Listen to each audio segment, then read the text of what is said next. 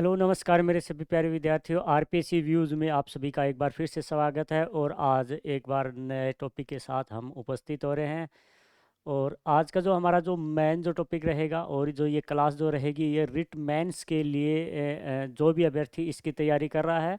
और जो level second जो है आपका, उसमें अर्थव्यवस्था का टॉपिक दिए गए हैं। तो उन टॉपिक में से ही एक टॉपिक है जिसका नाम है भारत की जो अर्थव्यवस्था है उसके क्षेत्रक। तो हम जैसे ही डिस्कस करते हैं तो भारत की अर्थव्यवस्था के क्षेत्रों की बात आती है, तो वैसे तो नॉर्मली हम डिसाइड करते हैं वो 5 क्षेत्रों में होता है। लेकिन अगर हम सामान्य रूप से अगर देखें, इनका योगदान की तरह से देखेंगे तो इसमें 3 क्षेत्र को ही काउंट किया जाता है। तो आज हम उसी के ऊपर चर्चा करेंगे। तो जो भी नया विद्यार्थी इस वीडियो को देख रहा है वो उस चैनल को सब्सक्राइब कीजिएगा, बेल आइकन को प्रेस कीजिएगा, ताकि आने वाली जो भी वीडियो है वो आप सभी को मिलती रहे। तो और ये जो चैनल का मैंने पहले भी जिक्र किया था, इसका प्रमुख जो उद्देश्य है ये आरपीएससी से संबंधित जो भी क्लासें होंगी, जैसे कि मैं आपको बता देता हूँ यहाँ पे कि जो आपकी जो आरपीएससी से रिलेटेड जो क्लास हैं, आरपीएससी से संबंधित जो भी, जैसे कि आपकी होगी रिट जो है थर्ड जो लेवल है, लेवल रिट की जो एग्ज़ाम होते हैं जिसमें लेवल फर्स्ट होता है और लेवल 2 होता है। तो ये इन दोनों की जो कक्षाएं हैं, जो विषय है, और ये इकोनॉमिक्स से रिलेटेड जो होगा वो ही इसमें सबसे ज़्यादा उसके ऊपर जोर दिया जाएगा। और आने वाली जो समय है उसमें हम और भी सब्जेक्ट लेकर आ रहे हैं।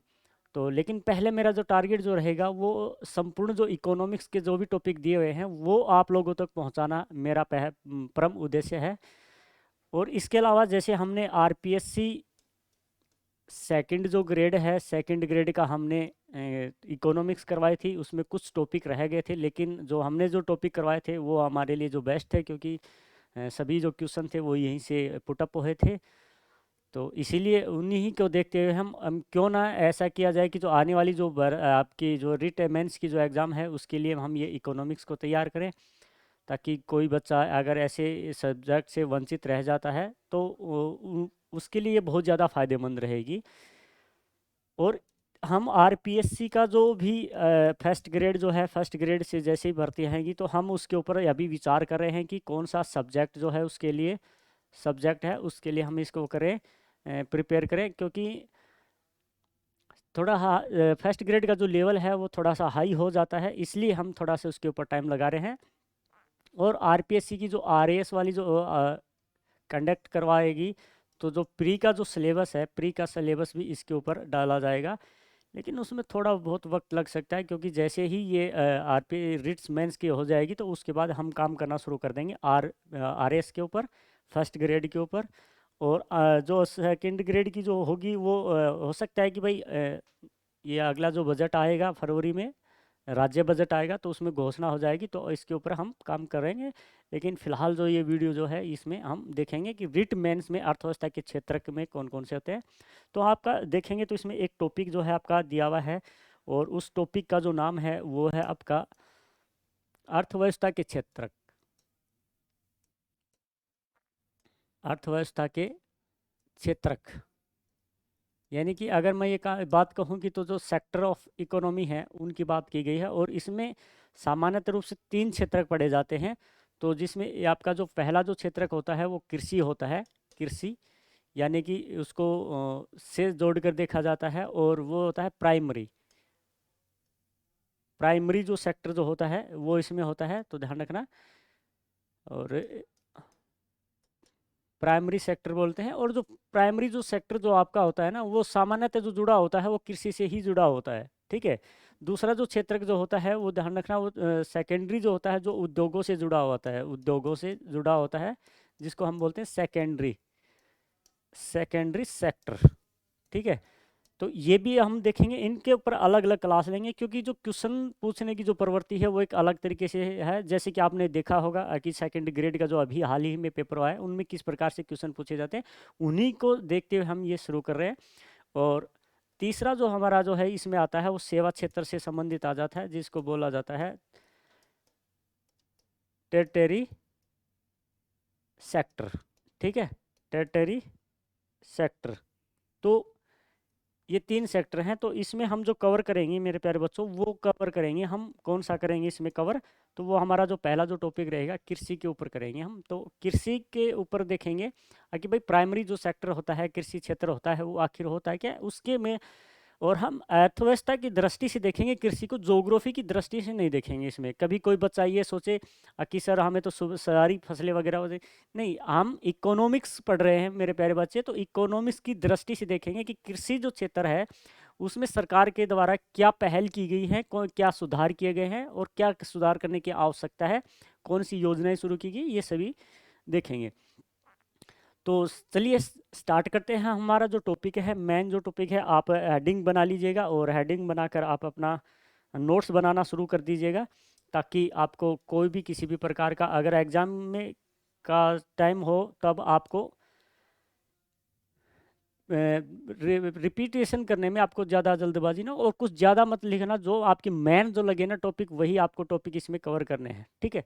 तो चलिए हम स्टार्ट करते हैं। तो अगर हम यहाँ पे देखें तो इसमें सबसे ज़्यादा अगर हम लेंगे टॉपिक लेंगे, तो वो ध्यान रखना मेरे प्यारे बच्चों, वो लेंगे हम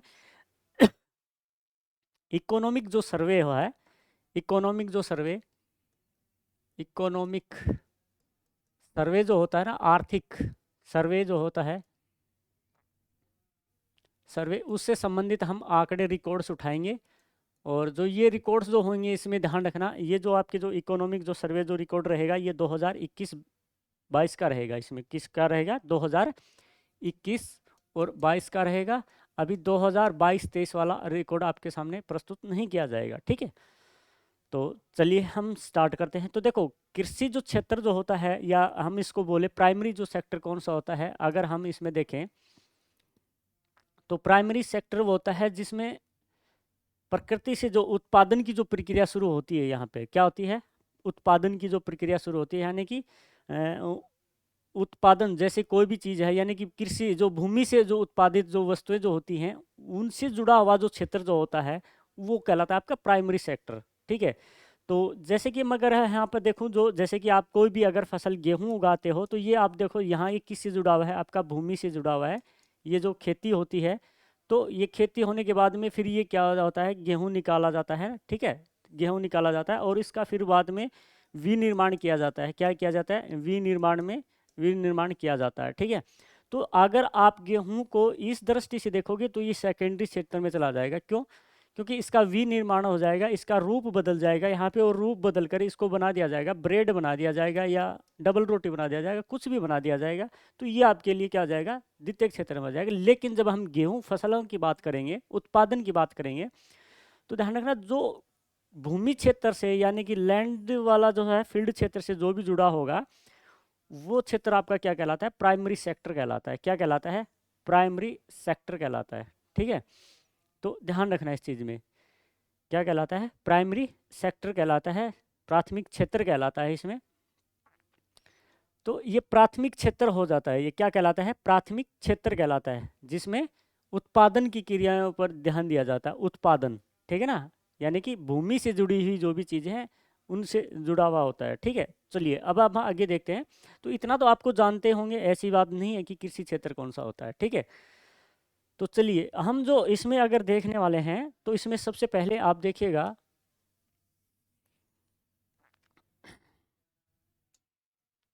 तो इसमें अगर आप देखोगे तो इसमें जो कृषि क्षेत्र में जो भी चीज़ें उत्पादित होती हैं, जो भी वस्तुएं या सेवाएं, जो भी वस्तुएं उत्पादित होती हैं, ठीक है ना, यानी कि वस्तुओं का जो उत्पादन जो होता है, वस्तुओं का जो उत्पादन जो होता है मेरे प्यारे बच्चे ध्यान रखना, वस्तुओं का उत्पादन जो होता है, ठीक है ना, और फिर उनको जो उत्पादन को जो जोड़ा जाता है, उनका मौद्रिक जो मूल्य जो जोड़ा जाता है, वो ध्यान रखना जीवीए के आधार पर जोड़ा जाता है। किसके ऊपर देखा जाता है? जीवीए के आधार पर। जीवीए के आधार पर, क्योंकि क्षेत्र की बात कर रहे हैं हम, तो जीवीए में क्या क्या शामिल किया जाता है? ग्रोस वैल्यू एडिड में अगर हम सामान्यतः रूप से देखें, तो जीवीए में क्या क्या शामिल किया जाता है? जो प्राइमरी जो सेक्टर होता है उसके में जो भी वस्तुएं सेवाओं का जो उत्पादन होता है, वो वाला देखा जाता है, ठीक है। सेकेंडरी में जो वो होता है वो देखा जाता है, और टर्टरी जो क्षेत्र होता है उसमें देखा जाता है, वो जोड़ा जाता है, इनका योग होता है, ठीक है।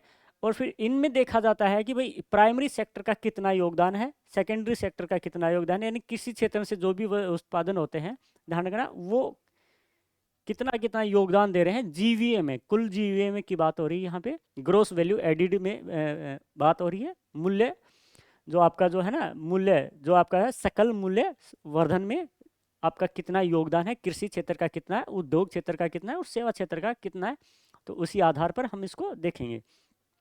ठीक है, तो अगर हम यहाँ पे देखें वस्तुओं का जो उत्पादन जो है, उत्पादन का जो जीवीए में ये जो योगदान है, जीवीए में योगदान अगर हम देखेंगे योगदान, तो वो आपका जो है वो कितना है, अगर देखें यहाँ पर तो वो आपका योगदान दिया है, ध्यान रखना 18.8% रहा है। कितना है? 18.8% है। सबसे ज़्यादा जीवीए में जो योगदान है तो वो ध्यान रखना वो किसका आता है, आपका सेवा क्षेत्र का आता है, यानी कि तृतीय क्षेत्र का आता है। ठीक है, ये जो आंकड़ा जो दिया गया है ये मैं आपको बताता हूँ 2021-22 का है ये, ठीक है ना, जो सर्वे जो किया गया था 2021-22 का है, तो ध्यान रखिएगा इस चीज़ का। 2021-22 में जो सर्वे किया गया है उसके अकॉर्डिंग जो है कृषि क्षेत्र का जो योगदान है, कृषि क्षेत्र का योगदान जीवीए में कितना है आपका 18.8% है। अगर मैं यहाँ पर देखूँ पिछले वर्ष की अपेक्षा, इसको देखूँ यहाँ पर, तो पिछले वर्ष की अपेक्षा यहाँ पर वर्दी दर जो है, वर्दी है वो दर्ज की गई है, यानी कि वर्दी हुई है, और वर्दी दर थी वो कितनी थी, तो ध्यान रखना 3.9% थी। यानी कि ये जो अगर मैं यहाँ पे देखूँ 2020-21 के अकॉर्डिंग देखूंगा, तो 2020-21 के अकॉर्डिंग 2021-22 में जो वर्दी दर है वो ध्यान रखना वो कितनी रही है, ध्यान रखना कृषि उत्पादन में, ध्यान रखना कृषि उत्पादन में ध्यान रखना वो कितनी रही है, 3.9% रही। हालांकि पहले जो योगदान था 2021-22 में वो ध्यान रखना 20.2% था, वो घटा है, लेकिन उत्पादन नहीं घटा है, योगदान घटा है, ध्यान रखना। तो उत्पादन में वृद्धि जो है ये आपकी, ये क्या है, कृषि उत्पादन में क्या है, खाद्यान्न जो भी है, कृषि वस्तुओं का जो उत्पादन है उसमें वृद्धि दर्ज की गई है आपकी 3.9%। तो ये छोटे छोटे जो पॉइंट हैं यही आपके लिए आगे चलकर एक कथन के रूप में क्वेश्चन बनकर आ सकते हैं, तो ध्यान रखिएगा, ठीक है ना, तो ध्यान रखिएगा इस चीज़ का। चलिए आगे देखते हैं। अब हम ये जो कृषि जो पढ़ते हैं भाई, ये कृषि जो पढ़ते हैं ये आखिर क्यों पढ़ते हैं, इसका महत्व क्या है। सबसे पहली बात है कि किस लिए इसका महत्व कितने क्या होता है, जीवीए में क्या महत्व है, तो इम्पोर्टेंस फीचर देखते हैं हम इसके। तो पहली बात तो अगर हम यहाँ पर देखें तो कृषि का महत्व, पहला हमारा जो है हम देखते हैं कृषि का महत्व, ठीक है ना, कृषि का महत्व क्या है, इम्पोर्टेंस फीचर क्या है ना, इन एग्रीकल्चर इम्पोर्टेंस क्या है इसकी। तो पहला तो है कि भाई इसका योगदान होता है, यहाँ पर अगर आप देखोगे तो यहाँ पर क्या होता है, इसका अर्थव्यवस्था में योगदान होता है। क्या होता है, अर्थव्यवस्था में, अर्थव्यवस्था में योगदान होता है, ठीक है। एक तो पहला महत्व तो यही हो जाता है कि अर्थव्यवस्था में अपना योगदान देता है ये, ठीक है। तो इसके योगदान की अगर हम बात करें 1950-51 में, यानी कि जब स्वतंत्रता के समय, स्वतंत्रता के पश्चात जस्ट अगर हम बात करें तो 1950-51 में जो अर्थव्यवस्था में जो इसका योगदान था वो क्या था भाई, ध्यान रखना, एक तो सर्वाधिक था। क्या था ये, सर्वाधिक था, ठीक है ना। क्योंकि उस समय अगर हम देखेंगे तो जो अधिकांश जो जनता थी वो किसके ऊपर डिपेंड थी, कृषि के ऊपर ही डिपेंड थी और कृषि उत्पादन कार्यों में ही संलग्न थी, ठीक है।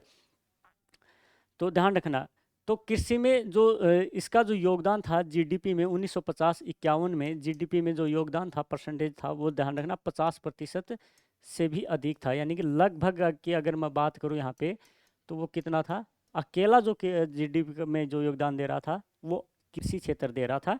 लेकिन वर्तमान में अगर हम बात करेंगे तो ध्यान रखना वर्तमान में केवल कितना है योगदान, वर्तमान की अगर हम बात करें तो वर्तमान में हम अभी देखा था कितना है, 18.8% है। कितना है, 18.8% है, और धीरे धीरे निरंतर इसका योगदान घटता आ रहा है 1950-51 से लेकर अब तक, ठीक है। तो पहला महत्व इसका ये हो जाता है। दूसरा ये क्यों महत्वपूर्ण है, दूसरा ये हो जाता है कि खाद्यान्न की वो करता है, ये खाद्यान्न की पूर्ति करता है, ठीक है। खाद्यान्न की पूर्ति करता है। खाद्यान्न का मतलब जो भी खाने योग्य जो हमारी जो फसलें हैं, जो आम आदमी की जो हैं, वो पूर्ति करता है। एक संपूर्ण जो क्षेत्र है, कृषि वाला जो क्षेत्र है, तो ध्यान दीजिएगा। अगर हम यहाँ पे देखें तो 1950-51 से यानी कि स्वतंत्रता की बाद से खाद्यान्न में वृद्धि हो रही है, ठीक है ना। खाद्यान्न के जो क्षेत्र है, खाद्यान्न उत्पादन में क्या हो रही है, निरंतर वृद्धि होती जा रही है। तो ध्यान रखना, ये क्या हो रही है, निरंतर निरंतर वृद्धि हो रही है, पहली बात ध्यान रखना। इसलिए क्या हो रहा है, पूर्ति हो रही है खाद्यान्न की, नहीं वरना हमें किसी दूसरे देश के ऊपर डिपेंड रहना पड़ेगा। कहीं किसी से गेहूं आयात करना पड़ेगा, किसी से चावल आयात करने पड़ेगा, किसी से दालें आयात करनी पड़ेगी। लेकिन अब हम देखेंगे तो धीरे धीरे जो भारत की जो अर्थव्यवस्था है, वो जो कृषि का जो क्षेत्र है, वो क्या होता रहा है, अपने आप में आत्मनिर्भर होता जा रहा है और खाद्यान्नों की पूर्ति भी करता जा रहा है। और कुछ खाद्यान्न ऐसे हैं जिनका हम निर्यात भी करते हैं, ठीक है, तो ध्यान रखना, ठीक है। तो अब क्या करना पड़ता है कि आयात पर, खाद्यान्न के लिए आयात पर निर्भरता नहीं है। आयात पर निर्भरता क्या हो जाएगी, फिर धीरे धीरे निर्भरता नहीं है, ठीक है ना, ध्यान रखना। क्योंकि पहले हम आयात के लिए निर्भर थे, लेकिन अब नहीं है, तो ये थोड़ा सा ध्यान रखिएगा, ठीक है। क्यों, अगर हम देखेंगे तो भारत का जो क्षेत्रफल है, संपूर्ण पृथ्वी की क्षेत्रफल का 2.4% है। कितना है भाई, क्षेत्रफल कितना है, संपूर्ण पृथ्वी के क्षेत्रफल का केवल भारत के पास जो भूमि है वो 2.4% ही है। और उस पर अगर हम देखेंगे तो जो जल की उपलब्धता है, विश्व के जल की उपलब्धता है, तो ध्यान रखना, जल की उपलब्धता कितनी है आपके पास, कितनी है, सिर्फ 4.2 है ना। विश्व के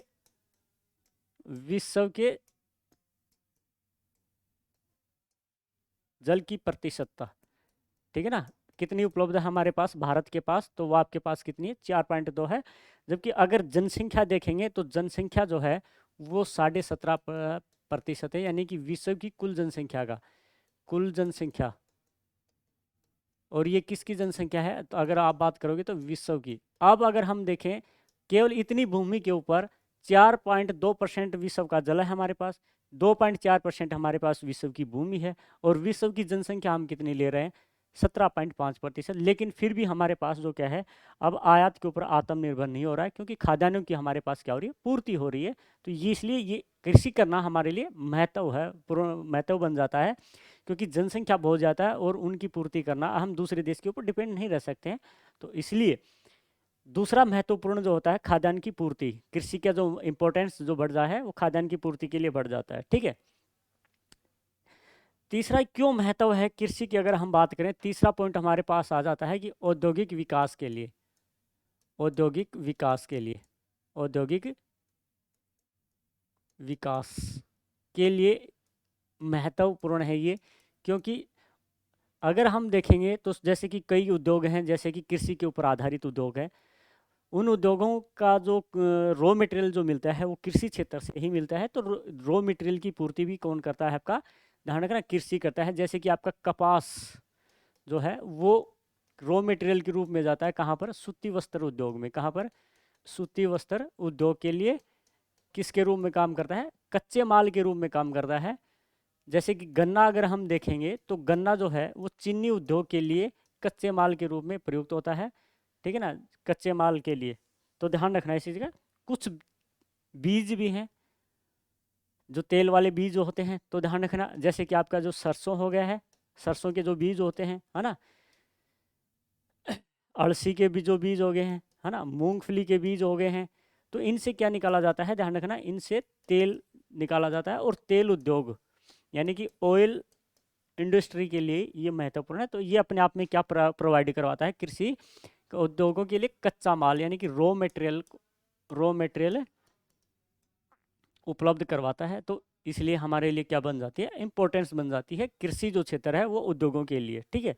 अगर एक सपोज मानकर चलिएगा आपके पास कृषि क्षेत्र में कृषि मत करो, फिर आपके लिए ये उद्योग ये आपके क्या जाएंगे, बंद हो जाएंगे। और बंद होने के साथ ही आपका जो रोजगार है, रोजगार क्या हो जाएगा, समाप्त हो जाएगा। और समाप्त होते ही क्या हो जाएगी, बेरोजगारी बढ़ेगी। क्या बढ़ेगी, बेरोजगारी बढ़ेगी, ठीक है। तो एक नई प्रॉब्लम यहाँ पर हमें सामने देखने को मिलेगी, ठीक है। तो ध्यान रखिएगा इसका। चलिए अब और महत्व देखें इसका, तो अगला जो महत्व है तो ध्यान रखना, अंतर्राष्ट्रीय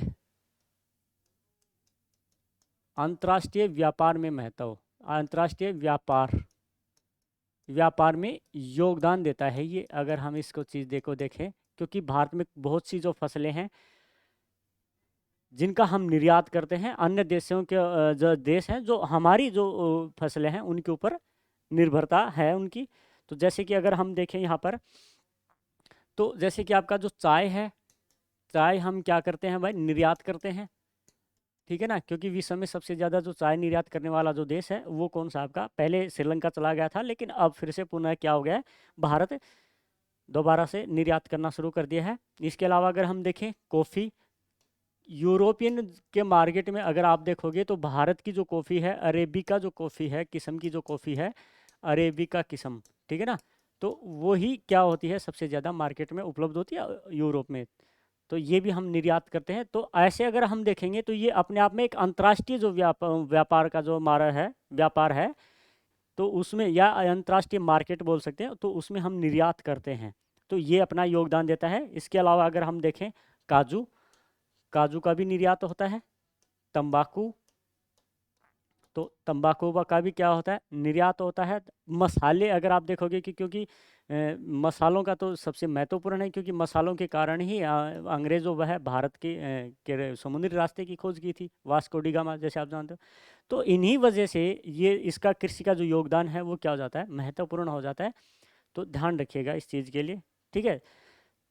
अंतिम जो इसका मेन जो पॉइंट है वो ध्यान रखना, वो आपका है ये कौन सा है, गरीबी, ठीक है ना, गरीबी का उन्मूलन, समझ रहे हो, गरीबी उन्मूलन व आजीविका सर्जन करता है ये कृषि क्षेत्र जो है आपका। पांचवा जो पॉइंट है ध्यान रखिएगा, गरीबी उन्मूलन व आजीविका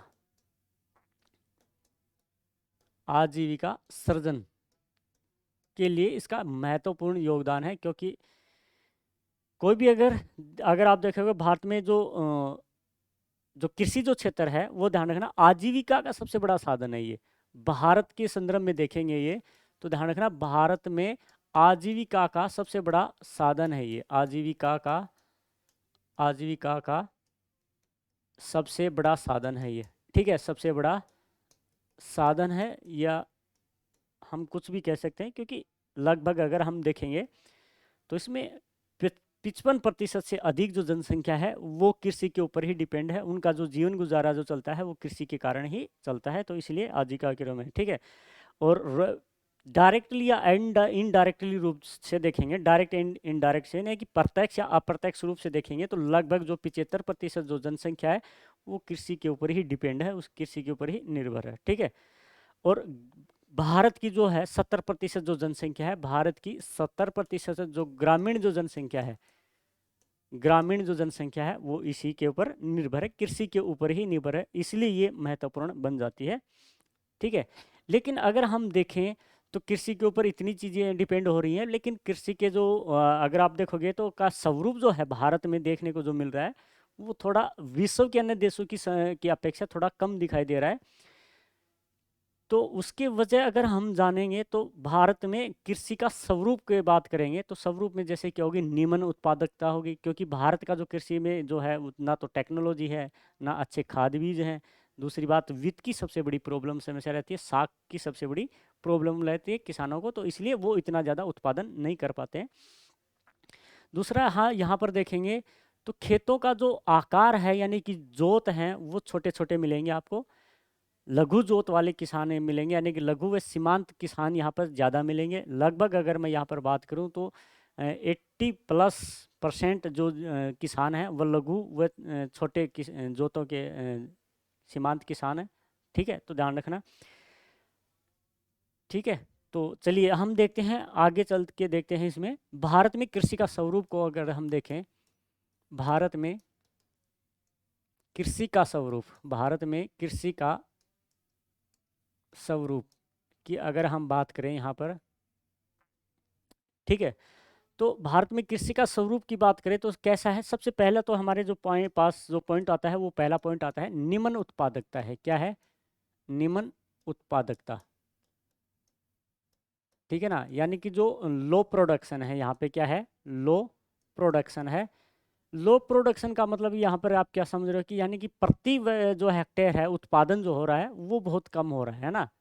यानी कि प्रति हेक्टेयर की अगर आप बात करोगे यहाँ पे प्रति हेक्टेयर, तो प्रति हेक्टेयर यहाँ पर उत्पादन जो हो रहा है वो कैसा हो रहा है, कम हो रहा है, वो ऐसा नहीं हो रहा है।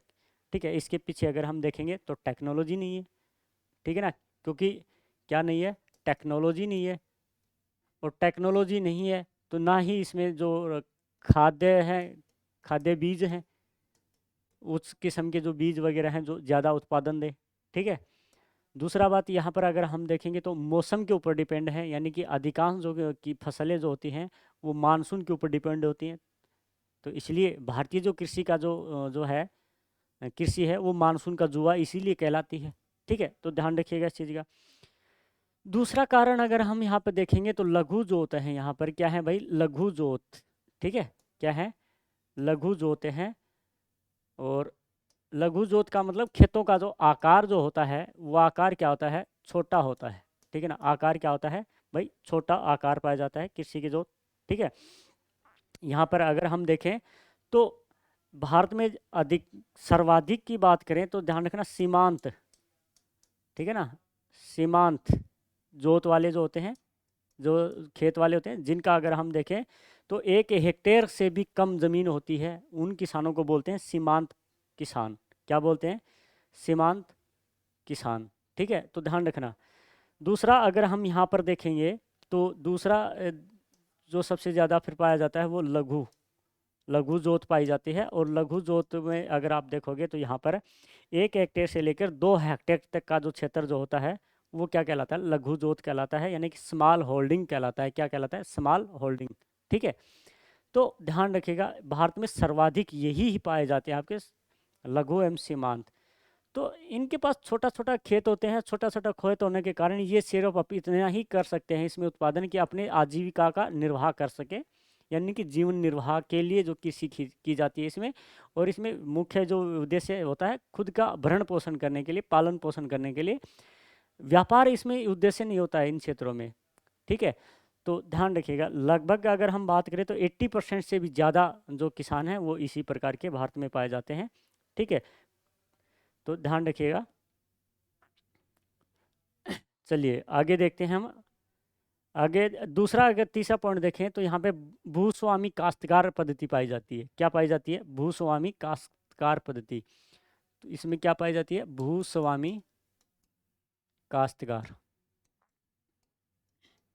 यानी कि भारत के ऐसे किसान बहुत ज़्यादा मिलेंगे जिनके पास स्वयं की जो भूमि है, स्वयं की भूमि नहीं मिलेगी, खेत या खेत नहीं मिलेंगे देखने को, वो किसी दूसरे के किसानों के, जो बड़े किसान हैं उनके ज़मीनों को पट्टे के ऊपर लेकर फिर वो करते हैं। तो जिनसे या तो आधा हिस्सा तो उनके पास चला जाता है जो भूमि का स्वामी होता है, और आधा हिस्सा खुद के पास रहता है जो कि एक जीवन निर्वाह के लिए ही हो पाता है, इतना ही बेच नहीं पाते हैं उनको। तो ध्यान रखिएगा इस चीज़ का।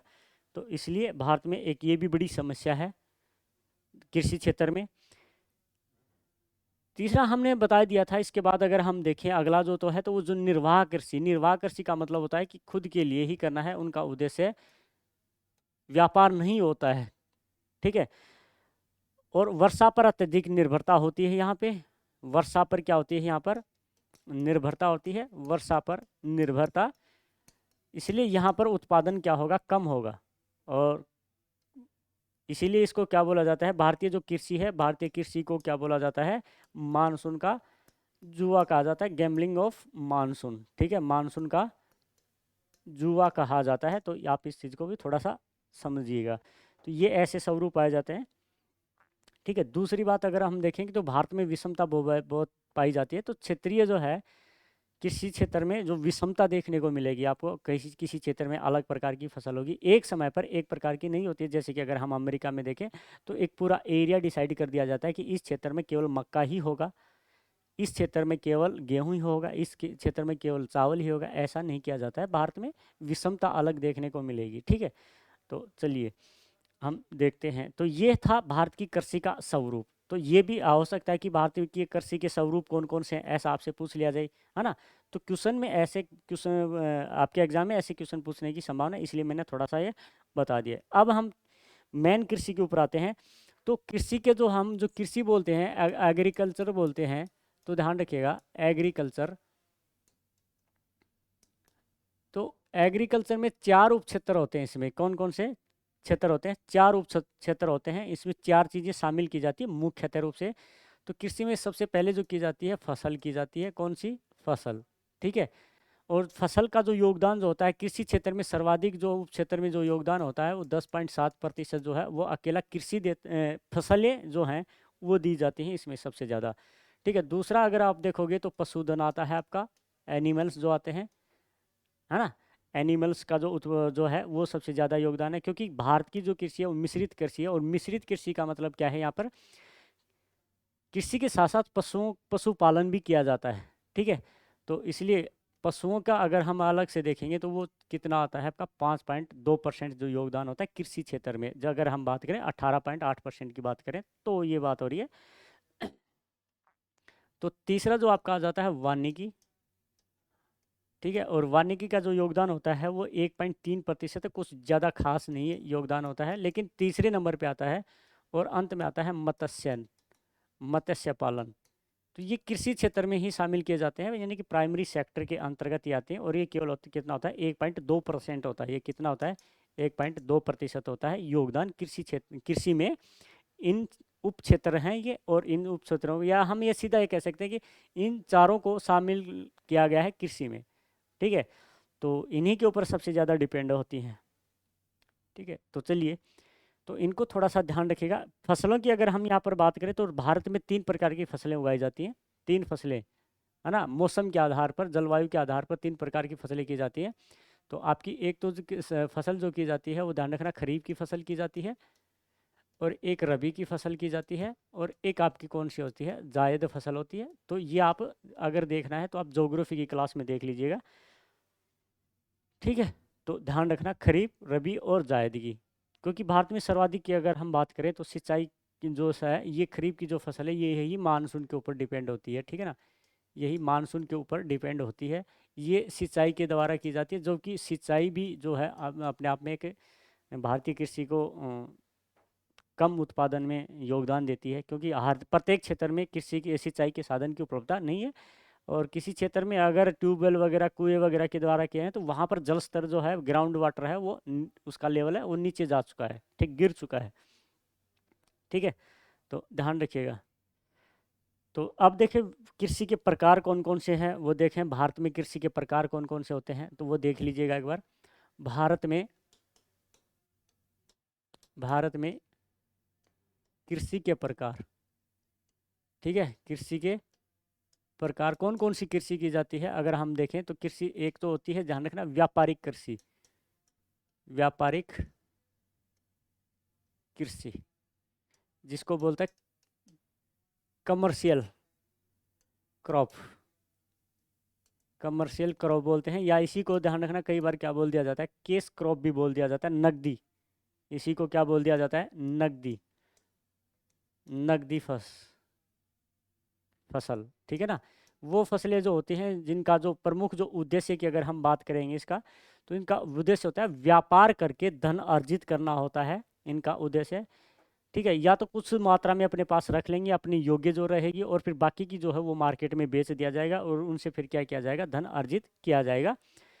तो ये व्यापारिक जो कृषि कहलाती है। इसमें कौन कौन सी चीज़ें शामिल होती हैं अगर आप देखोगे तो इसमें जो है वो ध्यान रखना, आपकी जो तिलहन वाली जो फसलें हैं, तिलहन वाली फसलें, जैसे कि अगर मैं बात करूँ सरसों हो गई, है ना, अलसी हो गई, ठीक है ना, मूंगफली हो गई, तिल हो गए, ये सभी जो हैं ये आपके किसके हैं?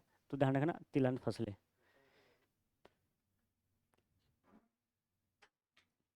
दूसरा अगर हम यहाँ पर देखेंगे तो जैसे कि आपका जो है वो है शर्करा फसलें। शर्करा फसलें, शर्करा फसलों में जैसे कि आपका हो गया गन्ना हो गया है, चुकंदर हो गया है ना। ये सभी फसलें आती हैं इसमें। केस हैं ये नकदी के लिए। इनका उद्देश्य जो होता है वो ध्यान रखना वो व्यापार के लिए होता है। ठीक है। तो इनका उद्देश्य किस लिए होता है? व्यापार के लिए, यानी कि व्यापार करके धन अर्जित करना होता है, इनका जीवन निर्वाह नहीं होता है। ठीक है। और भी अगर हम देखें तो रेशे वाली फसलें होती हैं, रेशे वाली फसलें इसी में शामिल आती हैं। ठीक है ना। और इसमें देखेंगे तो पेय फसलें जो होती हैं, जैसे कॉफ़ी हो गया है, कौवा हो गया है। ठीक है। रेशे वाली में जूट हो गया, कपास हो गया है, और सन हो गया, सनई जिसको बोलते हैं, सनई होता है। ये होती है व्यापारिक फसलें होती हैं। तो भारत में एक जो है व्यापारिक फसलों का जो उत्पादन किया जाता है वो बहुत कम किया जाता है अगर हम देखें तो। ठीक है। दूसरा, यहाँ पे भारत में फसलें देखेंगे। अब भारत में कृषि सुधार जो है, एक होती है आपकी, ध्यान रखना, मिश्रित कृषि, जिसमें आप देखोगे तो उसमें पशुपालन के साथ साथ, कृषि के साथ साथ पशुपालन भी किया जाता है, सॉरी, पर कृषि के साथ साथ क्या किया जाता है? पशुपालन भी किया जाता है। तो उसको बोलते हैं मिश्रित कृषि बोलते हैं। ठीक है ना। उसको क्या बोलते हैं? मिश्रित कृषि। लेकिन अब भारत में कृषि सुधार करने के लिए क्या किया जा रहा है कि जेनेटिक जो फसलें हैं उनको सबसे ज़्यादा प्रमोट किया जा रहा है। तो एक ये आपके लिए बहुत इंपॉर्टेंट है, क्योंकि यहाँ से क्वेश्चन उठ सकता है कृषि के मामले में या कृषि सुधार के लिए। तो ध्यान रखना, आपका जीएम फसलें बोलते हैं उनको, जीएम फसलें। और इसका इंग्लिश जो होता है जेनेटिकली, जेनेटिकली, ठीक है ना, जेनेटिकली मॉडिफाई, मॉडिफाई फसलें, क्रॉप्स जो होती हैं वो इसमें शामिल की जाती हैं। ठीक है ना। इसमें देखो क्या होता है कि जो जेनेटिक, या इनको हिंदी में बोलते हैं आनुवांशिक, आनुवांशिक, ठीक है ना, परिवर्तन फसलें, मॉडिफाई, यानी कि उसका रूप बदल दिया जाता है इसमें। तो इसमें क्या किया जाता है कि एक फसल जो होती है उसका न्यूक्लिक अमल जो है वो तो होता ही होता है, और उसमें दूसरे जीवों के जो न्यूक्लिक जो अमल हैं उनको भी क्या कर दिया जाता है? शामिल किया जाता है। और उससे फिर क्या होता है, एक नए बीज का नए बीज को, नई फसल को तैयार किया जाता है, जिससे वो क्या होता है कि वो उत्पादनता भी ज़्यादा देती है, यानी कि प्रोडक्शन भी उससे ज़्यादा होता है, और उसमें पोषक तत्वों की भी बढ़ोतरी होती है। तो ऐसी फसलों का सबसे ज़्यादा अब भारत में प्रचलन जो हो चुका है। तो ध्यान रखना, ये सारा का जो कार्य किया जाता है, ध्यान रखना, इंजीनियरिंग, आनुवांशिक जो इंजीनियरिंग है उसकी सहायता से किया जाता है। ठीक है ना। तो इसमें जिनों को क्या किया जाता है? एक प्रजाति से दूसरी प्रजाति के जिनों में मिलाकर उसको आसानी से दूसरे में तब्दील कर दिया जाता है या डाल दिया जाता है जिनों को, और फिर एक नई प्रजाति का होता है। जैसे कि अगर मैं यह बात करूं कि आपके जैसे कि आपका जो सरसों है, एक ये अलग प्रकार की प्रजाति है, अलग प्रकार की प्रजाति है। इसका जो जिन है उसके जिन को क्या कर लिया जाएगा? इकट्ठा कर लिया जाएगा, और दूसरे प्रकार की जो है, दूसरे प्रजाति की जो है सरसों है, सरसों, उसका जो जिन है उसको इसमें क्या कर दिया जाएगा? डाल दिया जाएगा, यानी कि जिनों को मिला दिया जाएगा। और मिलाने के बाद एक नई प्रजाति का जन्म होगा, और फिर उसी प्रजाति को हम बोलते हैं जीएम फसलें, या हम बोलेंगे उसको जीएम सरसों बोलेंगे। ठीक है। और फिर वो क्या करता है, उसमें उत्पादकता उसका, अगर हम देखेंगे, विशेषता देखेंगे, तो उसमें जो क्या होगी, उत्पादन क्या होगा? ज़्यादा होगा। ठीक है। और पोषक जो तत्व होंगे उसमें ज़्यादा होंगे। तो जीएम फसलों का के ऊपर जोर दिया जाता है। अब जैसे कि उदाहरण के तौर पर देखें हम, तो बीटी बैंगन हो गया है आपका, ठीक है, बीटी सरसों हो गया है, ये भी ध्यान रखना इस चीज़ का। और बीटी बीटी सरसों हो गया, और बीटी कपास हो गया। ये जो हैं ये फसलें सबसे ज़्यादा की जा रही हैं। तो ध्यान रखना, अभी इनके ऊपर कार्य चल रहा है, इतना ज़्यादा वो नहीं हो पाया। ठीक है ना। तो ध्यान रखिएगा, इसमें जिनके ऊपर डिपेंड होता है, एक फसल का जो जिन होता है वो दूसरे एक प्रकार की प्रजाति होती है, एक प्रजाति के जिन को दूसरी प्रजाति के जिन से मिला दिया जाता है, और फिर एक नई प्रजाति निकल के आती है। तो वही जो प्रजाति कहलाएगी, चाहे वो सरसों की हो, चाहे बैंगन की हो, चाहे कपास की हो, तो वो क्या कहलाएगी? बिट्टी के नाम से जाना जाएगा। ठीक है। ध्यान रखना, वो जे या जीएम, जेनेटिकली मॉडिफाइड क्रॉप्स के रूप में जाना जाएगा। ठीक है। तो ध्यान रखिएगा इस चीज़ के लिए। तो कृषि सुधार में के लिए भी एक ये अहम योगदान दिया गया है भारतीय क्षेत्र के अर्थव्यवस्था में, ताकि योगदान, जीडीपी है, जीडीपी में योगदान अधिक देखने को मिले। इसके बाद अगर हम देखें तो बागवानी की फसलें जो होती हैं, बागवानी जो फसलें होती हैं कौन सी, बागवानी फसलों के ऊपर ज़्यादा जोर दिया जा रहा है। और बागवानी जो फसलें हैं उसमें अगर हम देखेंगे तो क्या क्या शामिल किया जाता है, फल, जी जो भी प्रकार के फल हैं, सब्जियां हैं, जितने भी प्रकार की जो आपकी जो सब्जियां हैं वगैरह वगैरह, ठीक है ना, जो भी सब्जियां वगैरह, ठीक है, तो इनके ऊपर ध्यान दिया जाता है। जो भी मसाले जो हैं आपके, मसाले शामिल किए हैं बागवानी कृषि में, ठीक है ना। पुष्प यानी कि फूलों की जो खेती की जाती है वो शामिल किया गया है इसमें, और नारियल की जो खेती है उसको शामिल किया गया है। ये बागवानी की फसलों के अंतर्गत शामिल होते हैं। और इसके लिए ध्यान रखना, राष्ट्रीय बागवानी मिशन शुरू किया गया था 2005-06 में। तो बागवानी जो फसलें हैं इनके लिए क्या कौन सा, तो ध्यान रखना, राष्ट्रीय राष्ट्रीय बागवानी मिशन शुरू किया गया था। और ये जो मिशन शुरू किया गया था, ये ध्यान रखना, ये कब किया गया था, 2005 और 6 में शुरू किया गया था। कब शुरू किया गया था, 2005 और 6 में शुरू किया गया था, लेकिन इसको 2014 में, ध्यान रखना 2014 में, 2014 में इसको शामिल कर दिया गया है। ध्यान रखना 2014-15 में एक नई मिशन शुरू किया गया था। ध्यान रखना क्या शुरू किया गया था, नया मिशन शुरू किया गया था, वो मैं बताऊंगा आगे चलकर। तो 2015 में इसको MIDH में शामिल कर दिया गया है, इस मिशन में शामिल कर दिया गया है। लेकिन ये शुरुआत की गई थी किस लिए, बागवानी फसलों को ज़्यादा वो करने के लिए। और ये इससे संबंधित जो ऐसे आपके जो क्वेश्चन आएंगे वो किस प्रकार से आएंगे, ध्यान रखना। पहली बात तो इसका थोड़ा सा समझ लीजिएगा कि बागवानी कृषि है, बागवानी कृषि में क्या क्या शामिल किया जाता है, फल किए जाते हैं, सब्जियां, मसाले, पुष्प और नारियल की जो खेती होती है उनको शामिल किया जाता है इसमें। दूसरी बात ध्यान रखना, ये केंद्रीय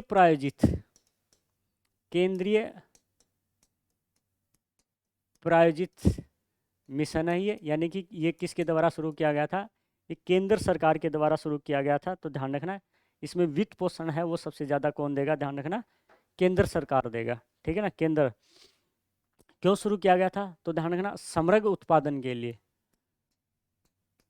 ठीक है, समग्र उत्पादन यानी कि ज्यादा के लिए, और बागवानी का जो है उत्पादन बढ़ाने के लिए, ठीक है ना, समग्र विकास के लिए और उत्पादन के लिए ये शुरू किया गया था, के उद्देश्य से ये राष्ट्रीय मिशन शुरू किया गया था, ध्यान रखना, ठीक है ना।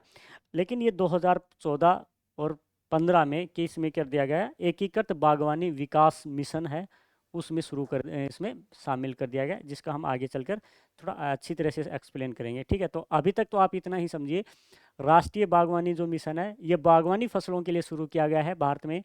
और बागवानी फसलें कौन कौन सी हैं, फल हैं, सब्जियां, मसाले, पुष्प हैं, नारियल हैं, इनको शामिल किया गया है, ठीक है।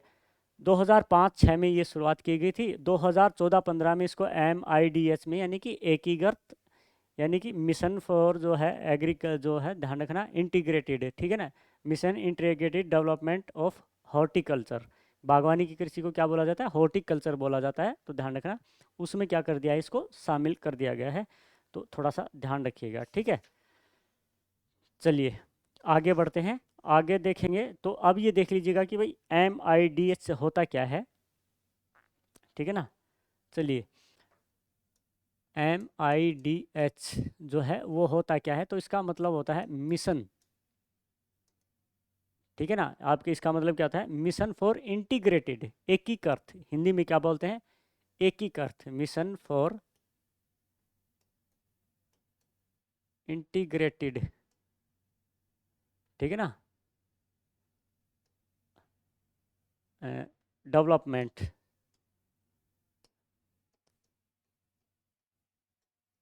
Development of horticulture of horticulture, ये इसका होता है फुल फॉर्म। तो हिंदी में देखोगे तो आपको ये ऐसे देखने को मिलेगा, एकीकृत, ठीक है ना, बागवानी विकास मिशन, विकास मिशन, ये कुछ इस तरीके से आपको देखने को मिलेगा हिंदी में, ये जो है ये ध्यान रखना, ये जो मिशन है ये शुरू किया गया था, अगर आप देखोगे तो ये मिशन 12वीं पंचवर्षीय योजना में के तहत शुरू किया गया था। ये मिशन कब शुरू किया गया था? 12वीं 12वीं पंचवर्षीय योजना के तहत, 12वीं पंचवर्षीय योजना के तहत। अब इसका मुख्य उद्देश्य क्या था कि जितनी भी फसलों से संबंधित जो भी मिशन वगैरह चल रहे हैं उन सभी को इकट्ठा करके एकीकृत कर देना उनको। ठीक है, तो इसके अंतर्गत अन्य को जो है जैसे कि बागवानी, राष्ट्रीय बागवानी मिशन है, वो भी इसमें शामिल कर दी गई है। अब वो आप अलग नहीं जानी जाएगी, वो इसी के तहत मानी जाएगी। ठीक है, तो ध्यान रखिएगा। तो एकीकृत के लिए किया गया है, तो इसका मतलब यह है कि चौमुखी विकास के लिए ये शुरू किया गया है। ठीक है ना, किसके लिए? चौमुखी, चौमुखी विकास के लिए। यानी कि अब हमें एक मिशन चलाना पड़ता था बागवानी फसलों के लिए, एक नारियल के लिए वगैरह करना था, एक अलग उसके लिए करना पड़ता था। तो इसलिए अब चौमुखी विकास के लिए एक ही कर दिया गया है, एक ही मिशन बना दिया गया है। ठीक है, तो अब इसका थोड़ा सा ध्यान रखिएगा। ये जो मिशन है ये केंद्र प्रायोजित था, यानी कि इसका जो वित्त पोषण जो कर रहा था, तो ध्यान रखना वित्त पोषण कौन कर रहा था? वित्त पोषण केंद्र सरकार कर रही थी। कौन कर रही थी? केंद्र सरकार के द्वारा, सरकार द्वारा प्रायोजित।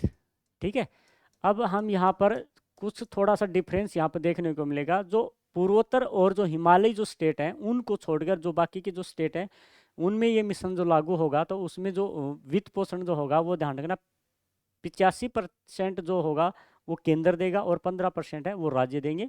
लेकिन पूर्वी और पूर्वोत्तर भारत के जो भी राज्य हैं या जो हिमालयी जो भी राज्य हैं जैसे कि जम्मू कश्मीर, उत्तराखंड हो गया, हिमाचल प्रदेश हो गया, सिक्किम हो गया, तो ये जो स्टेट हैं इनमें अगर हम देखेंगे तो ये पूर्ण रूप से केंद्र द्वारा वित्त पोषण किया जाएगा। ठीक है, तो इसमें आप ध्यान रखना, इसमें अनुपात जो रखा गया है वित्त पोषण का वो 85-15 रखा गया है। ये रखा गया, ये कौन करेगा? केंद्र वहन करेगा, और ये कौन करेगा? राज्य सरकार वहन करेगा। लेकिन लेकिन अगर आप देखोगे तो पूर्वी जो राज्य हैं, पूर्वी राज्य व हिमालयी राज्य, हिमालयी राज्य मतलब जो हिमालय वाले क्षेत्र में है, हिमालयी राज्यों में ध्यान रखना, राज्यों में पूर्णतः वित्त पोषण जो होगा, वित्त वहन कौन करेगा? केंद्र करेगा, राज्य सरकार नहीं करेगा। तो इतना थोड़ा सा इसके लिए थोड़ा ध्यान रखें, ये स्टेटमेंट के रूप में आपके लिए बनकर आ सकते हैं और कुछ ज़्यादा नहीं है इसमें। ठीक है, तो ध्यान रखिएगा इसमें। तो ये मिशन शुरू किया गया था एकीकृत बागवानी विकास मिशन। इसमें अगर आप देखोगे तो नारियल विकास जो बोर्ड है वो भी इसमें शामिल कर दिया गया है, बागवानी वाला है वो भी इसमें शामिल कर दिया गया है, अन्य जो और भी मिशन वगैरह हैं वो इसी में शामिल कर दिए गए हैं। तो ध्यान रखिएगा। तो ये ध्यान रखिएगा मेरे प्यारे बच्चों, ये जो आप जो पढ़ रहे हैं ये इस चीज़ के लिए तो जीएम फसलों में शामिल है। जीएम फसलों के बाद अगर हम देखेंगे तो बागवानी, बागवानी के बाद अगर हम देखेंगे तो अब जो ज़्यादा सरकार जो वो दे रही है वो जैविक खेती के ऊपर ज़्यादा प्रोत्साहन करिए। और जैविक खेती या जैविक कृषि जो है एग्रीकल्चर है, यानी कि ऑर्गेनिक, जिसको क्या बोलते हैं? Organic crops. ऑर्गेनिक क्रॉप्स का मतलब वो क्या होता है कि ऐसी खेती की जाती है जिसमें रासायनिक जो खाद हैं या कीटनाशक हैं उनका बिल्कुल भी प्रयोग नहीं किया जाता इसमें। तो ध्यान रखना, रासायनिक रासायनिक खाद्य खाद, ठीक है ना, रासायनिक खाद व कीटनाशक कीटनाशक दवाइयाँ पूर्णतः क्या होती हैं भाई? ध्यान रखना, यहाँ पर इसमें प्रतिबंधित होती हैं, यहाँ पे इसमें इसका प्रयोग नहीं किया जाता है। तो इसमें जो प्रयोग जो प्रतिबंधित होती हैं, तो इसमें प्रयोग किसका किया जाता है? जो पशुओं का जो खाद वगैरह जो होता है उनका सबसे ज़्यादा प्रयोग किया जाता है। ठीक है, तो इसके ऊपर सबसे ज़्यादा बढ़ावा दिया जा रहा है क्योंकि ये पोषक तत्वों के लिए भी है और स्वास्थ्य के लिए भी है। और ये खेती जो है ये ध्यान रखना बायोडाइवर्सिटी के लिए के संरक्षण में भी सहयोग होती है ना। धारणीय कृषि के लिए भी ये आपके लिए सबसे इम्पोर्टेंट होती है, ये धारणीय कृषि के लिए भी। ठीक है, क्योंकि इससे जो भूमि की जो उपजाऊता है वो कम नहीं होती है। ठीक है, और पर्यावरण के लिए भी ये पर्यावरण के लिए भी ये क्या है, ध्यान रखना, सही रहती है। तो इसलिए सरकार इसको क्या कर रही है, ज़्यादा बढ़ावा दे रही है। और 2016 में आप जानते होंगे, 2016 में जो पहला जो राज्य बना था, ध्यान रखना, 2016 में जो सिक्किम जो है वो आपका पहला स्टेट बना था पूर्णतः जैविक कृषि करने वाला। ठीक है ना, तो ध्यान रखिए। तो भारत का पहला जैविक जो राज्य है वो कौन सा, 2016 में सिक्किम है। लेकिन अब धीरे धीरे इसका जो ट्रेंड जो है वो चलता आ रहा है और आगे भी ये चलता रहेगा, इसके ऊपर ज़्यादा सरकार जोर दे रही है। ठीक है, तो ये कुछ ऐसा बढ़ावा कर रही है भारत की जो अर्थव्यवस्था में योगदान देने के लिए। और अब क्या प्रॉब्लम होती है कि चलो हम उत्पादन भी वगैरह जो कर लेते हैं, पर लेकिन जो किसान वगैरह जो होते हैं उनके पास जो फसलें जो भी होती हैं, अनाज उत्पादन होता है, उनके लिए भंडारण के लिए न तो उनके पास जगह होती है, या अधिकतर जो फसलें जो होती हैं वो ख़राब हो जाती हैं, अनाज वगैरह ख़राब हो जाते हैं। तो उन्हीं के लिए सरकार कदम उठा रही है। तो उनके लिए एक शुरू किया गया है, खाद्य प्रसंस्करण उद्योगों को बढ़ावा दे रही है ना। खाद्य प्रसंस्करण उद्योगों के लिए क्या कर रही है, बढ़ावा दे रही है। तो अब हम देख लेते हैं खाद्य प्रसंस्करण उद्योग, खाद्य प्रसंस्करण उद्योग। तो ये देखो, ये इसमें क्या होता है, अगर हम देखें तो एक ऐसी गतिविधि होती है, ये इसमें गतिविधियाँ होती हैं, एक्टिविटी होती हैं जो प्रारंभिक खाद्य पदार्थों को, ध्यान रखना, उत्पाद में क्या कर देती हैं, परिवर्तन कर देती हैं। यानी कि ध्यान रखना, ऐसी गतिविधियाँ हैं, ऐसी गतिविधियाँ हैं, ठीक है, जो क्या करते हैं, जो प्रारंभिक, जो आपका जो प्रारंभिक है उत्पादन जो होता है, प्रारंभिक जो भी खाद्य है पदार्थ होता है, ठीक है ना, खाद्य पदार्थों को, खाद्य पदार्थों को उत्पाद में, प्रोडक्ट में क्या कर देती है, उत्पाद यानी कि प्रोडक्ट में परिवर्तित कर देती है। वो उद्योग होता है आपका कौन सा, ऐसा काम करने वाला जो उद्योग होता है वो कौन सा होता है, फूड प्रोसेसिंग इंडस्ट्री कहलाती है, खाद्य प्रसंस्करण उद्योग कहलाता है। और इसके लिए अगर जो है, अगर हम देखें इसमें, तो पिछले 5 वर्षों में अगर हम देखेंगे तो खाद्य प्रसंस्करण उद्योग में औसत जो वार्षिक वृद्धि जो है वो दिन प्रतिदिन बढ़ती जा रही है। तो विगत 5 वर्षों में, ठीक है ना, विगत 5 वर्षों में, विगत 5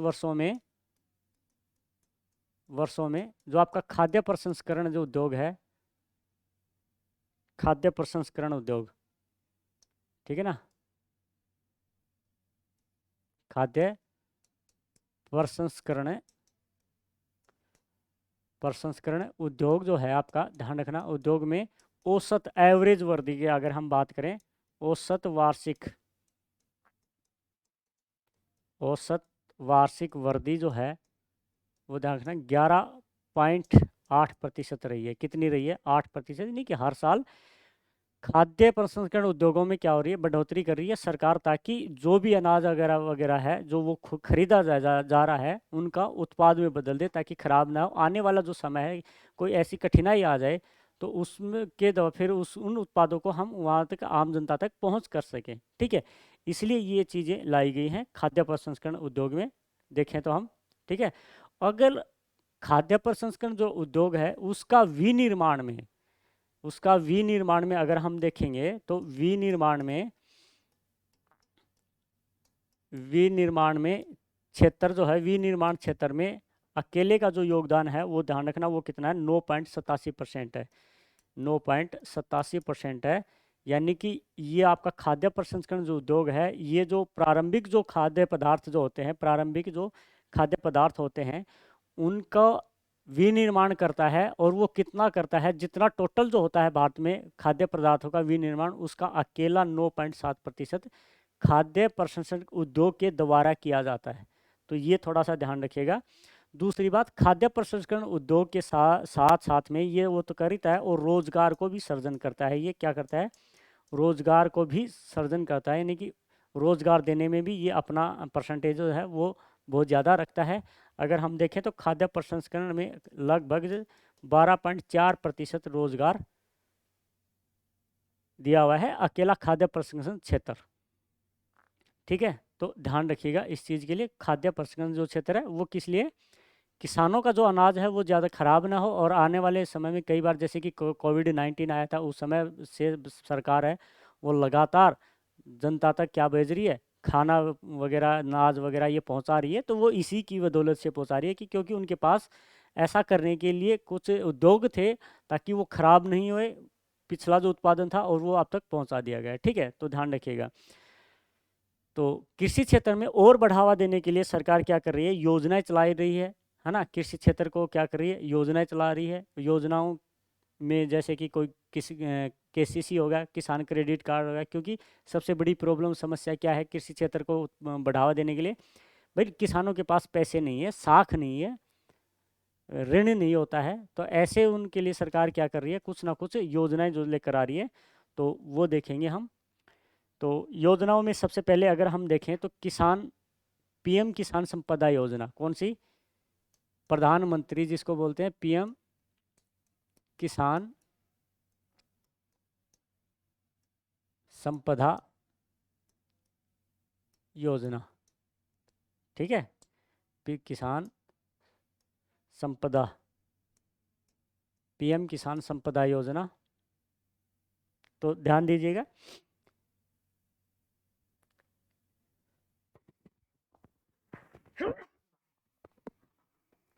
तो ये जो आपकी जो शुरू की गई है मेरे प्यारे बच्चों, तो ये शुरू की गई 2018 में शुरू की गई थी। कब की गई थी, 2018 में, पीएम किसान संपदा योजना। एक प्रकार से ये देखें तो जो ये है, यह जो आपका जो खाद्य प्रसंस्करण है, खाद्य प्रसंस्करण उद्योग जो है, ठीक है ना, उद्योग जो है, ध्यान रखना, खाद्य प्रसंस्करण उद्योग की एक अम्ब्रेला योजना है, और उसी अम्ब्रेला योजना में शुरू किया गया है, और इसमें अनेकों, ठीक है ना, अनेकों चीज़ें, ऐसे पार्क वगैरह, मेगा फूड पार्क है, ग्रीन ऑपरेशन ग्रीन है, ये स्टार्ट किए गए हैं। तो ध्यान रखिएगा, तो उद्योग की एक अम्ब्रेला योजना है। और अम्ब्रेला योजना, आप ध्यान रखना, अम्ब्रेला योजना कौन सी होती है, जिसके अंतर्गत कई कार्य किए जाते हैं, कई योजनाएं शामिल होती हैं, छोटी छोटी मिलाकर अगर हम देखेंगे तो उसमें, तो ध्यान रखना इस चीज़ के लिए।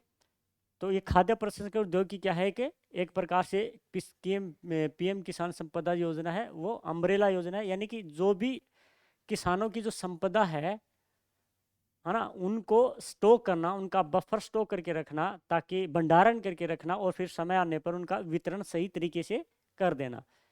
ठीक है, तो इसमें अगर हम देखेंगे तो इसमें क्या क्या शामिल किए गए हैं, मेगा फूड पार्क, क्या शामिल किया गया है, मेगा फूड पार्क शामिल किए गए हैं।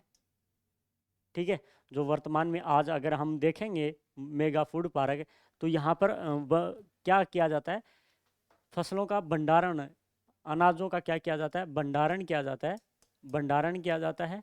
ठीक है ना, और ध्यान रखना, फिर उनका क्या किया जाता है, वितरण किया जाता है, क्या किया जाता है, वितरण किया जाता है। ठीक है, वर्तमान में अगर हम देखेंगे तो यहाँ पर भारत में लगभग जो है वो 38 मेगा फूड पार्क बनाए गए हैं। कितने, 38 मेगा फूड पार्क बनाए गए। भारत का प्रथम की अगर हम बात करेंगे तो भारत का प्रथम जो है वो सिरनी है, सिरनी जो आपका आंध्र प्रदेश में है, वो भारत का प्रथम था।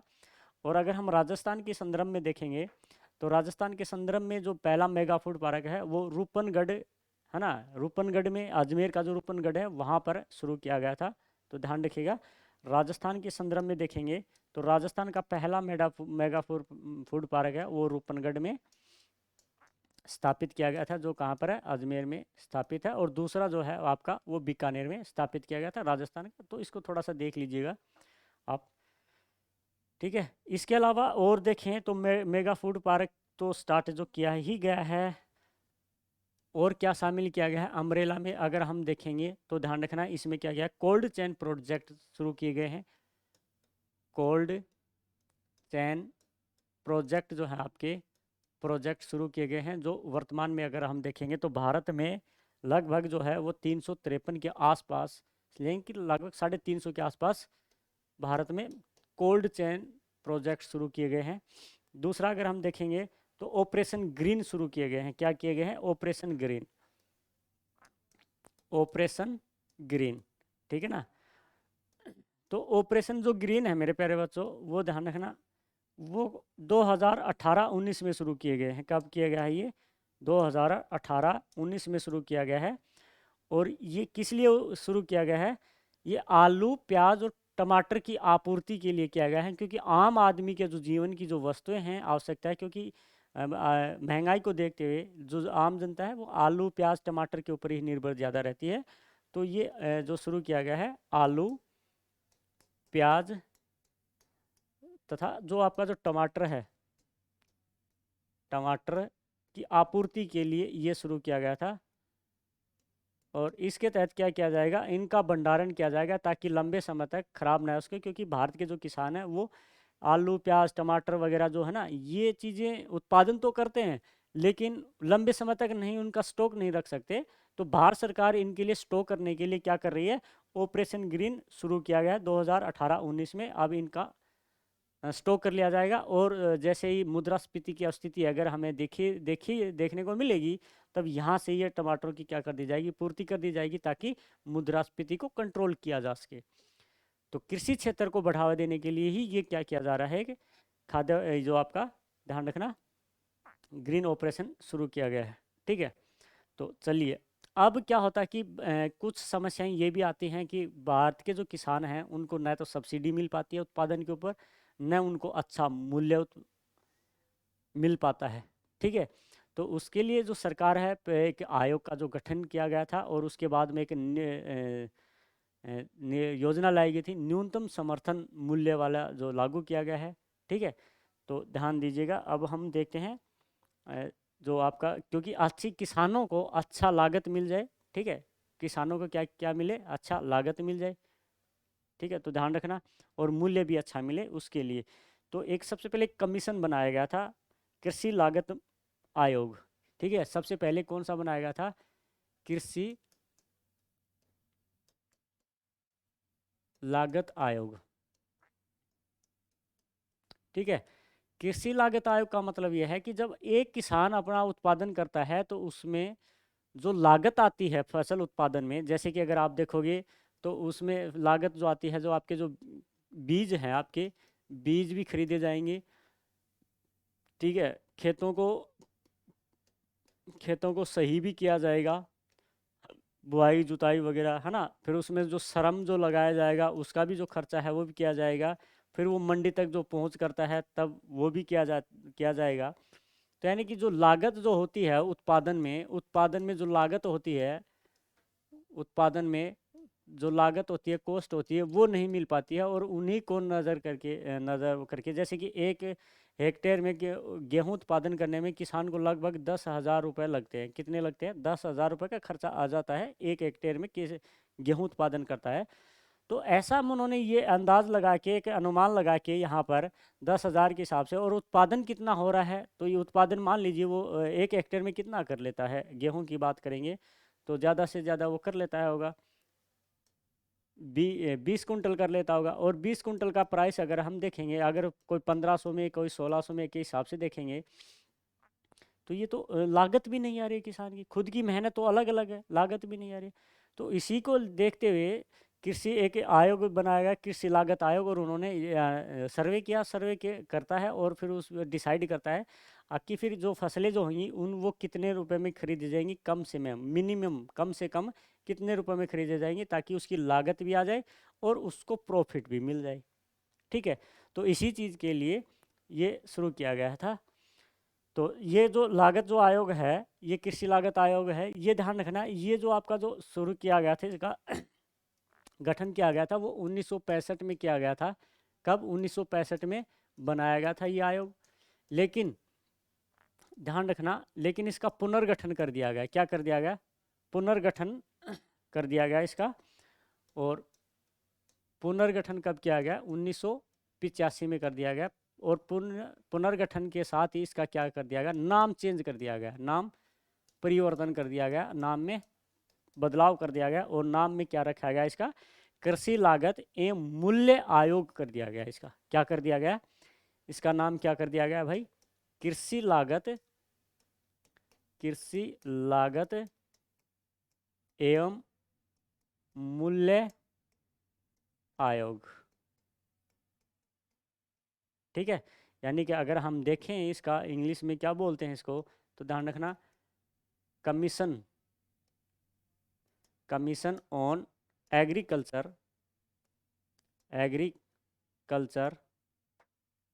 ठीक है ना, कमीशन ऑन एग्रीकल्चर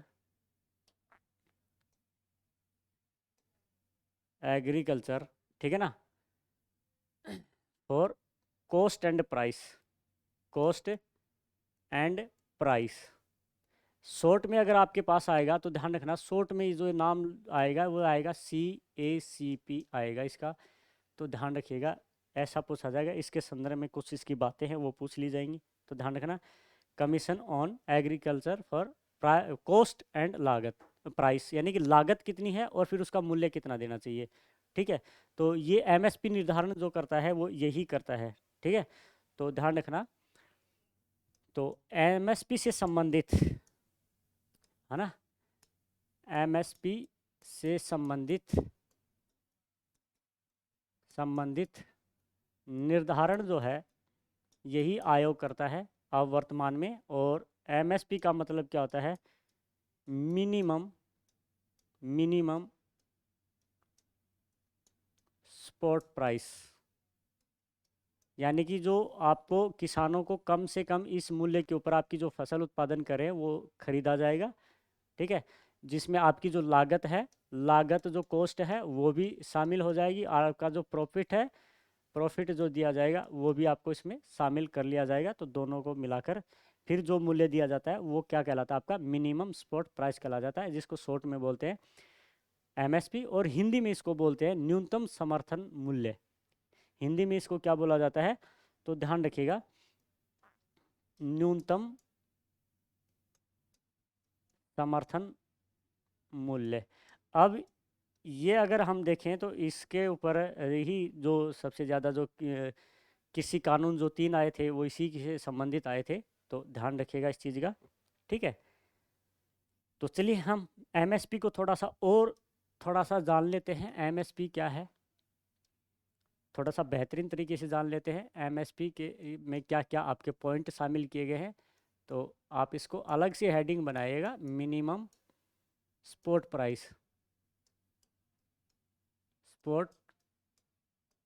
प्राइस। तो ध्यान रखना, मिनिमम यानी कि MSP के तहत अगर आपसे पूछा जाए कि पहली फसल कौन सी बेची गई थी, तो 1966 में, ध्यान रखना, 1966 में गेहूं, ठीक है ना, गेहूं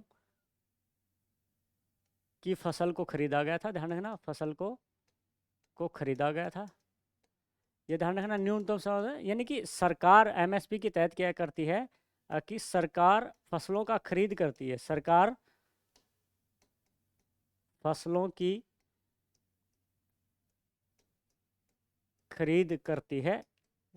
ध्यान रखना इसके तहत क्या कार्य करती है, तो आपको ध्यान रखना क्या बताना है, सरकार खाद्यान्न जो फसलें हैं, खाद्यान्न फसलों की क्या करती है? खरीद करती है, तो ध्यान रखना। और दूसरी बात ये सब्सिडी युक्त होती है, यहाँ रखना है क्या मिलता है? सब्सिडी मिलती है, यहाँ पे सब्सिडी युक्त होती है। MSP जो होती है वो ध्यान रखना, वो सब्सिडी युक्त होती है। जैसे कि अगर आप देखोगे मार्केट में कोई, जैसे कि आपका जो बाजरा है, बाजरा मान लीजिए 1600 रुपये बिक रहा है, तो सरकार इसमें जो है, ध्यान रखना, सरकार इसमें जो खरीदवाएगी किसी से भी, तो कहेगी कि भाई मिनिमम सपोर्ट प्राइस रख दिया 2250 रुपये, क्योंकि किसान को जब प्रॉफिट और लागत जब भी मिलेगा जब वो बाजरा 2250 बिकेगा, जबकि मार्केट में जो बाजरा का जो मूल्य निकाला गया है वो 1600 रुपये लगा है, लेकिन यहाँ पर तो 650 रुपये नुकसान हो गया। तो सरकार क्या करती है कि ये 650 रुपये जो दे रही है ये सब्सिडी के तौर पर दे रही है किसानों को, क्या कर रही है? सब्सिडी के तौर पर दे रही है, तो सब्सिडी युक्त है। जैसे पिछले समय में जो MSP जो है, जो मार्केट नहीं लगाया गया था, यानी कि MSP के ऊपर नहीं खरीदा गया था, तो हरियाणा में जो सरकार है वो मार्केट में देख लिया कि भाई 1600 रुपये के हिसाब से बिक रहा है। तो उसके तर्ज पर देखा तो यानी कि किसानों को 650 रुपये क्या क्या क्या नुकसान हो रहा है। तो उन्होंने भरपाई के तौर पर 650 रुपये उनके बैंक अकाउंट में डाल दिए गए थे। तो ये इस प्रकार से अपने आप में क्या बन जाती है, एक सब्सिडी युक्त बन जाती है एमएसपी। ठीक है, तो ध्यान रखिएगा। इसमें अगर हम देखेंगे तो कितनी फसलों को शामिल किया गया है, ये क्वेश्चन आपके लिए थोड़ा सा इम्पोर्टेंट है, तो ध्यान दीजिएगा।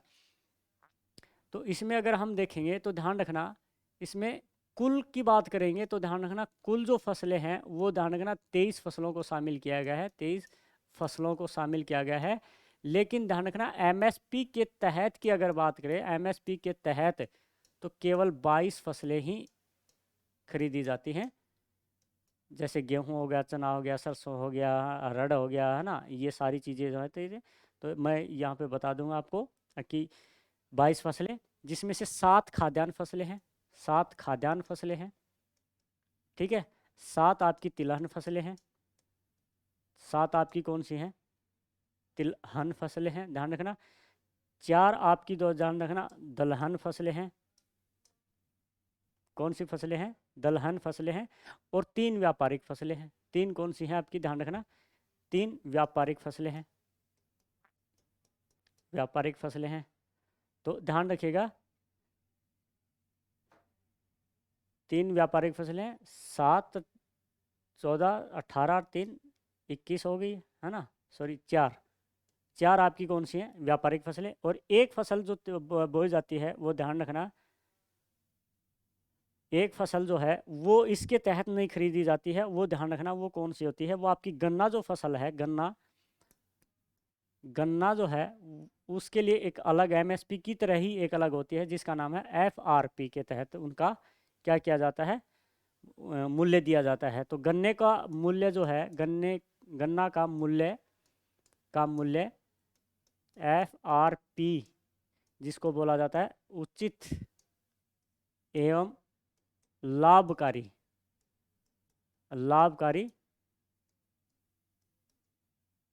दिया जाता है, मूल्य दिया जाता है, ध्यान रखना। इसका मतलब क्या होता है, अगर इंग्लिश में देखेंगे तो फेयर एंड, जो लाभकारी जो होता है वो ध्यान रखना रिम्यूनरेटिव प्राइस जो होता है ये। ठीक है, इसके तहत गन्ना खरीदा जाता है, एमएसपी के तहत नहीं खरीदा जाता है, ये आप ये थोड़ा सा ध्यान रखिएगा। एमएसपी के तहत 7 खाद्यान्न, 7 तिलहन, 4 दलहन और 4 जो होती हैं व्यापारिक फसलें हैं, वो जैसे कपास हो गया, जूट हो गया, ये चीज़ें इसके तहत खरीदी जाती हैं। तो आप इस चीज़ को भी थोड़ा सा ध्यान रखिएगा। ठीक है, तो ध्यान रखिएगा एमएसपी का मतलब क्या होता है, न्यूनतम समर्थन मूल्य होता है, जिसके ऊपर कम मिनिमम प्राइस होती है, जिसके ऊपर सरकार किसानों की फसलों को खरीदता है। ठीक है, तो ये कुछ कदम उठाए गए हैं। तो ध्यान रखना भारतीय अर्थव्यवस्था के जो क्षेत्र हैं उन क्षेत्र में आपका ये पूरा का पूरा वो है कृषि क्षेत्र है। तो कृषि क्षेत्र में ध्यान रखें क्षेत्र 3 ही हैं, 3 क्षेत्र अब मैंने आपको बताए थे कि उद्योग क्षेत्र है, सेवा क्षेत्र है और कृषि क्षेत्र है, जिनको प्राइमरी सेक्टर, सेकेंडरी सेक्टर और टेरिटरी सेक्टर बोलते हैं। प्राथमिक, द्वितीयक और तृतीयक क्षेत्र होते हैं। इसके अलावा चतुर्थक भी होता है, पंचक भी होता है, लेकिन वो इतना ज़्यादा उनका महत्व नहीं होता है, 3 का ही ज़्यादा महत्व होता है। तो आज की हमारी जो ये क्लास है ये यहीं पे समाप्त होती है। अगली जो क्लास है उसमें हम लेकर आएंगे आपके लिए उद्योग जो क्षेत्र है, जिसका अर्थव्यवस्था का जो उद्योग जो क्षेत्र है उसके ऊपर हम देखेंगे किस प्रकार से क्वेश्चन बनेंगे, वो भी देखेंगे। तो जो भी नया बच्चा है और जो भी बच्चा इसको देख रहा है वो शेयर कीजिएगा इसको और लाइक कीजिएगा। कमेंट में ज़रूर बताना कि हमारी जो क्लास है वो कैसी लगी है, किस प्रकार की क्लास थी, आपके लिए उपयोगी है या नहीं है। तो आप ये भी सुझाव सजेस्ट कर सकते हैं हमें, आपका सजेस्ट ही हमारा जो क्या होगा चेंजमेंट होगा। तो ध्यान रखना सजेस्ट ज़रूर करना है, आपका जो सजेशन है वो आपका हर सजेशन को यहाँ पे पढ़ा जाएगा, आपके हर कमेंट को पढ़ा जाएगा और हर कमेंट का जवाब भी दिया जाएगा। तो सब्सक्राइब भी कीजिएगा, शेयर भी कीजिएगा। मिलते हैं अगली क्लास में नए टॉपिक के साथ। जय हिंद, जय भारत।